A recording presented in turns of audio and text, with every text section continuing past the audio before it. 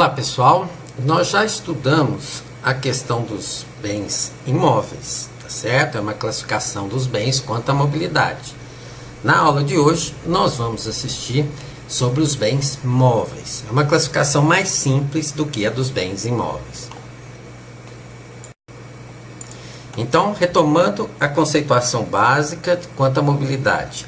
Bens imóveis, aqueles que eu não posso tirar de um local e levar para outro, porque senão eles sofrem deterioração, desde que seja total ou parcial, não interessa, mas eles sofrem deterioração, diferentemente dos móveis que nós vamos estudar agora, que eu posso retirar de um local e levar para outro. Ele não sofre perda, não sofre destruição, não sofre desvalorização, absolutamente nada, tá certo? Então, normalmente pegar um carro de um local para outro, levar um material de construção, um móvel de uma casa, um mobiliário de uma casa, né? Que a gente tira de um local, leva para outro. Então, são bens móveis, naturalmente móveis. Quando nós vamos estudar a classificação dos bens móveis, são só 3, ao contrário dos imóveis, que eram 4. E, na verdade, as principais são a primeira e a terceira que vocês estão vendo aí. Mas vamos falar uma a uma para não ter qualquer dúvida, perfeito? O que são os bens móveis por natureza? Aqueles que são naturalmente móveis. Acho que 90% dos móveis se enquadram na categoria dos bens móveis por natureza.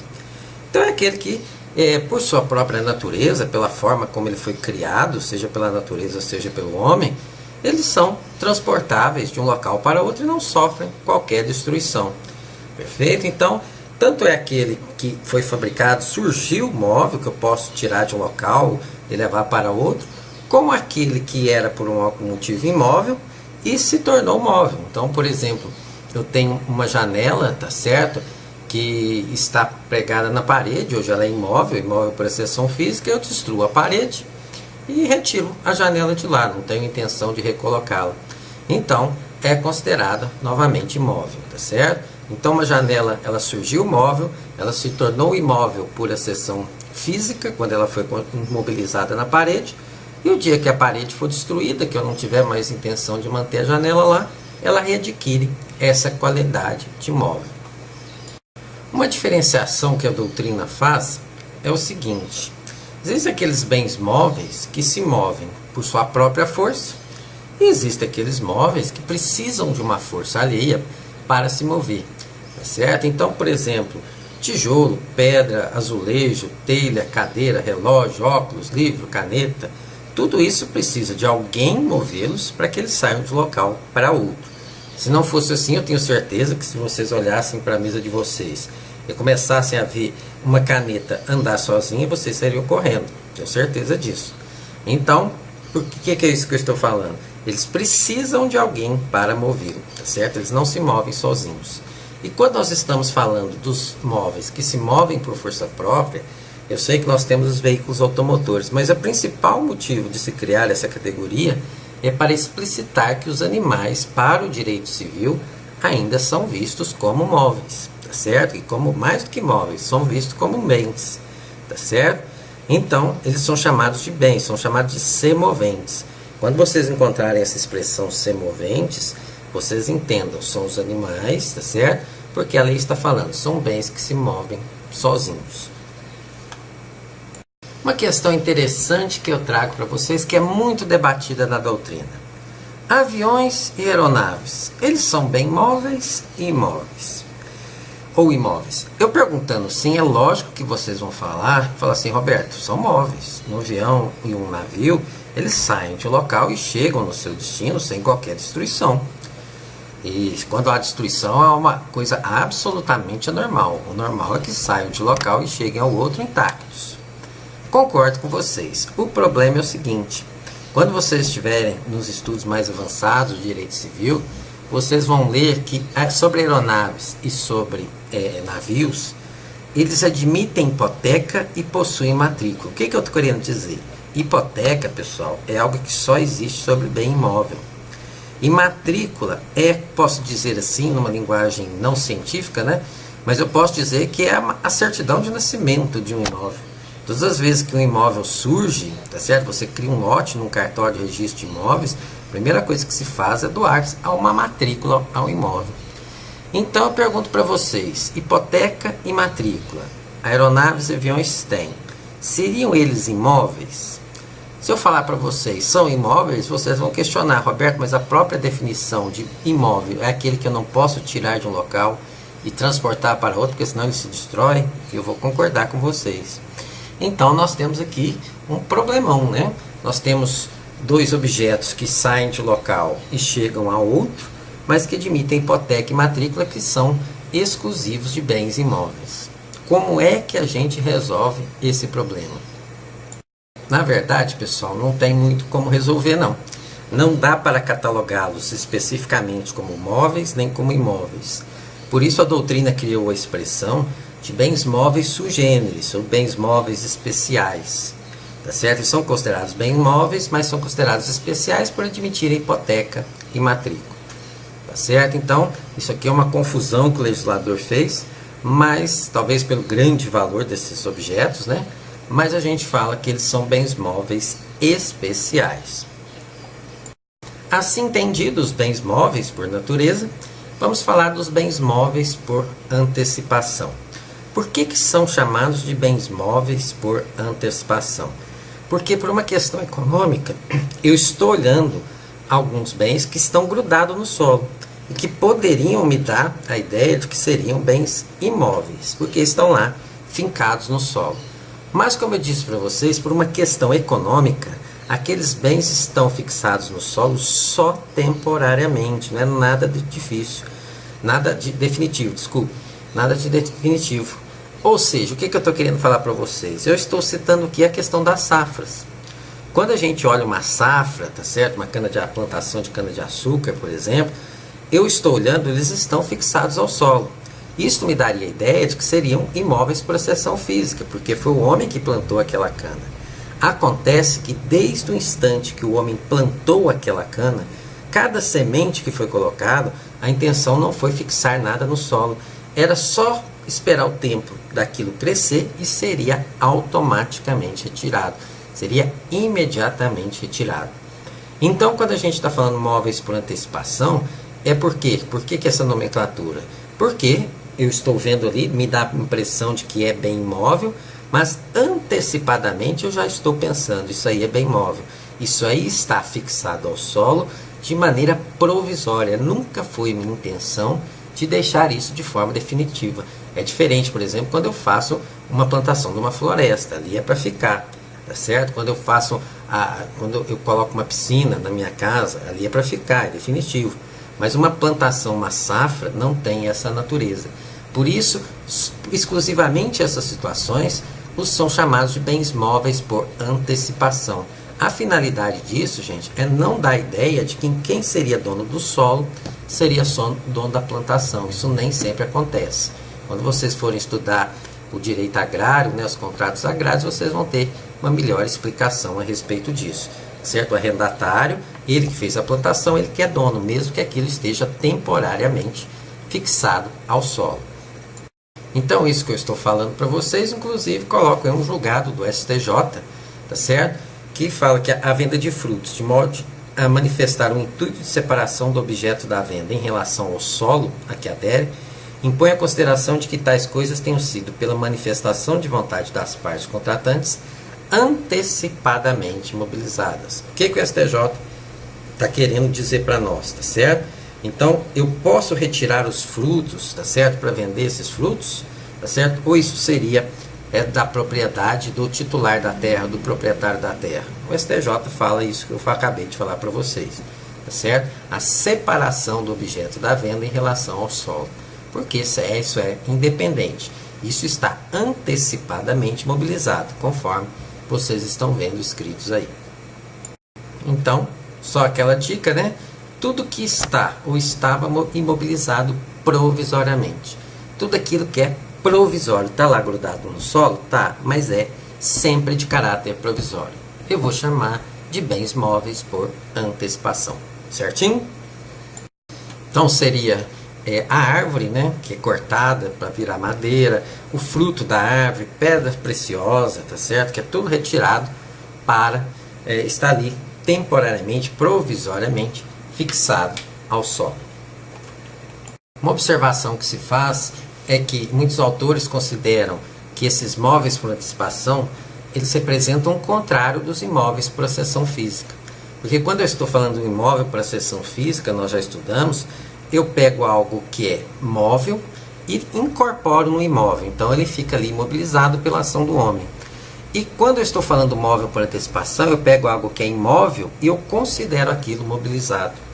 Então, quando eu estou falando dos móveis por antecipação, tá certo? Ele já foi imóvel algum dia. E quando eu estou falando do imóvel por acessão física, ele já foi imóvel. Era um móvel que se tornou imóvel. Enquanto do móvel por antecipação é algo que é imóvel e que vai se tornar móvel, tá certo? Por uma questão econômica. Então, só uma observação que a doutrina faz a respeito disso, tá certo? Então, repetindo, imóveis por acessão física, eu tenho algo que era imóvel e hoje é móvel. E o móvel por antecipação, eu tenho algo que é imóvel, mas que vai se tornar móvel. Eu já considero ele móvel. Por isso, tratá-los como contrários. E por fim, móveis por disposição legal. Por que são móveis? Porque a lei determinou, ponto final. Escolha do legislador. E por que o legislador às vezes tem essa preocupação de determinar que determinados bens sejam tratados como móveis? Normalmente, gente, para facilitar a circulação. Lembra quando a gente falou dos imóveis? Os imóveis para circularem tem que ser por escritura pública? Móvel basta que se faça a entrega, que se faça a tradição. Então, o intuito do legislador é simplesmente não ter dúvidas, não criar dúvidas a respeito disso e facilitar a circulação desses bens. O artigo 83 do Código Civil tem 3 incisos que eles consideram móveis para os efeitos legais. Quais são esses bens que o Código Civil resolveu citar como móveis? Inciso 1º, as energias que têm um valor econômico. Segundo, os direitos reais sobre objetos móveis e as ações competentes. E o terceiro, os direitos pessoais de caráter patrimonial e respectivas ações. Nós só vamos comentar o primeiro. O terceiro, vocês vão estudar dentro do direito das obrigações, que é a relação de crédito, débito, tá certo? Então eu posso ceder um crédito, o meu crédito, eu tenho um dinheiro para receber, eu posso ceder esse direito, para outra pessoa? Posso, sem problema nenhum, tá certo? Eu posso, mediante a mera entrega do título para o novo credor. Direitos reais sobre objetos móveis e as ações correspondentes. Então, por exemplo, penhor. O penhor pode ser considerado um bem móvel. Eu posso transferir o meu crédito de penhor para um terceiro? Posso também, muito simples, tá certo? Mas para a gente entender esses 2 incisos, vocês precisam ter passado pelos direitos das obrigações, no caso do inciso 3º, e pelos direitos reais, tá certo? No caso do inciso 2º. A única coisa que eu queria deixar claro é por que o Código fez questão de falar que as energias que têm o valor econômico são considerados bens móveis. Porque, pessoal, uma questão, vamos lembrar da física, do conceito de resistência. A energia lá no local que ela é produzida, lá na termoelétrica, onde ela é produzida, até chegar à nossa casa, pessoal, ela vai sofrendo resistência, ela vai se destruindo pelo caminho. Então, na nossa casa, por exemplo, chega 80% da energia que é produzida. Então, isso poderia dar margem a alguém argumentar que as energias são consideradas, e qualquer tipo de energia, tá? Que as energias são consideradas bens imóveis, porque se eu mover de um local para outro, ela vem se destruindo. Então, se a gente deixasse margem para isso, alguma pessoa poderia falar, olha, ser imóvel você tem que comprar energia elétrica a partir de escritura pública, se for acima de 30 salários mínimos, o que seria uma aberração, tá certo? Isso dificultaria muito a vida das pessoas. Então o código vem e fala assim, olha, energia, qualquer que seja, é considerada bem móvel. Não importa valor, não importa o seu grau de destruição, é considerada bem móvel, ponto final. Então isso facilita a nossa vida e evita que se discuta algo a respeito disso. Então, rapidinho, a gente viu as 3 características. Bens móveis por natureza, aquilo que é a força da sua natureza, naturalmente móvel. Móveis por antecipação e por força do homem, para fins econômicos. E aí o homem imagina, né, está vendo algo que está imobilizado, mas o homem já está vendo que aquilo é um móvel, antecipadamente já está interpretando aquilo como móvel. E o móvel por disposição legal é porque a lei quis que seja móvel, tá certo? Um é pela sua natureza, outro pela força do homem e outro pela força da lei. Ponto final. Muito simples essa matéria dos bens móveis.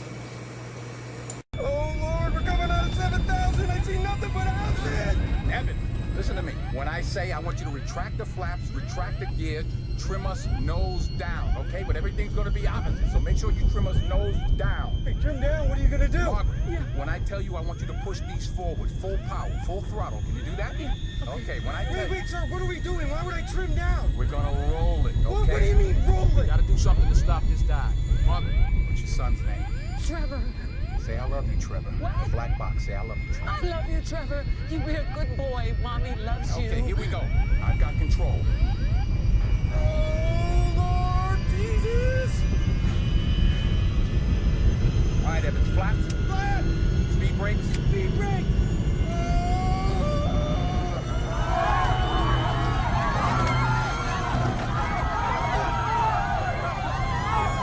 Margaret, power. Gear up.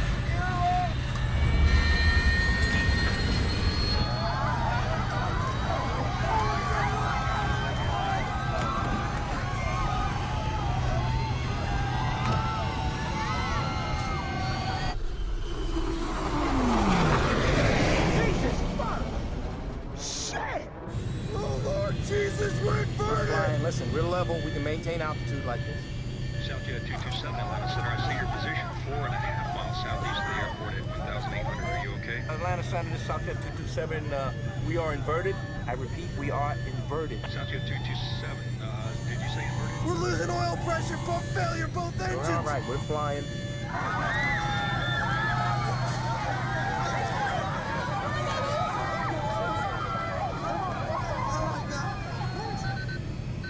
Fire the left engine! Put it out. I'm ready. Look at me, I'm ready. Okay? Atlanta, Southjet 227. Where's that airport? 227, it's 1 o'clock, 3 miles. All right, we're not going to make that. Our engines are burning up. I see a field and a road ahead of us. We're going to set it down there. Roger, 227. Oh no, fire the right now! Evans, we're coming back around. Margaret, I want you to hit full power, full throttle. You understand? Here we go. Evans, speed brakes. Speed brakes! Flaps full. Flat full!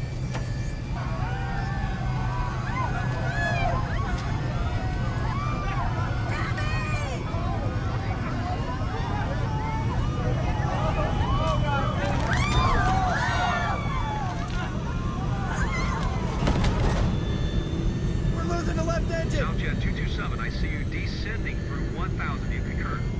Margaret, full power.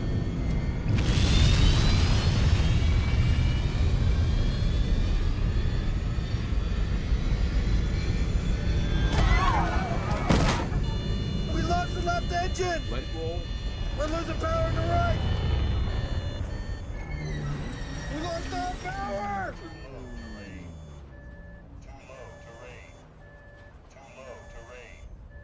Are we gliding? Glide. Pitch for glide.